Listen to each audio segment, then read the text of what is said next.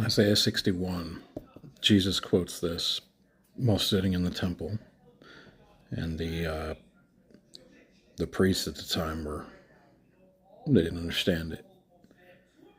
The Spirit of the Lord is on me, because the Lord has anointed me to proclaim good news to the poor.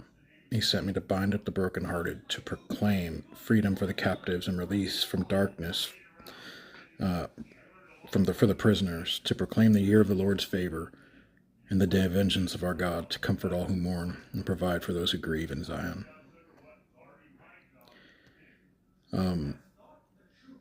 He opened up the scroll and stood before them, and they're all like, "What are you saying?" He said, "This day, it's fulfilled in your hearing." That's exactly what Jesus came to do. A year of the Lord's favor. We all need a year of the Lord's favor. It's like a jubilee.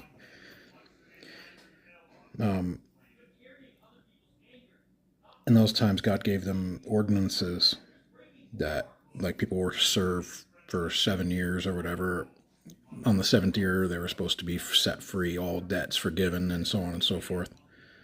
Like on the 50th year of Jubilee is the same thing.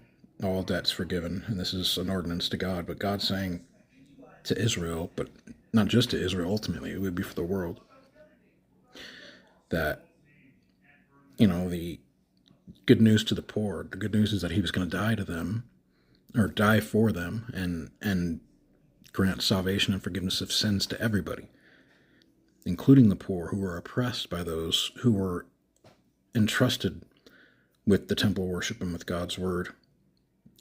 But they were more infatuated with the power and prestige and the titles and the fanciful, sartorial resplendence that they had. They were puffed up with pride, and they denied the poor mercy and justice because they sought favor and for themselves instead of, blind justice, which is what we get.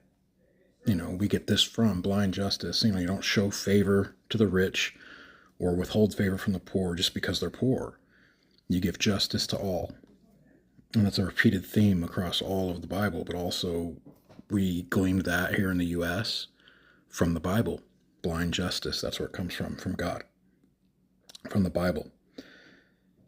But Jesus proclaimed this, the year of the Lord's favor for all people. And he said he fulfilled that in their hearing. And how many times does Jesus reference the Old Testament, yet so many don't read it? There's so many nuggets that we can get from that, and so much hope. But you gotta know the new or the old to understand the new. Think about it. Read that old. There's so much there. Jesus is everywhere.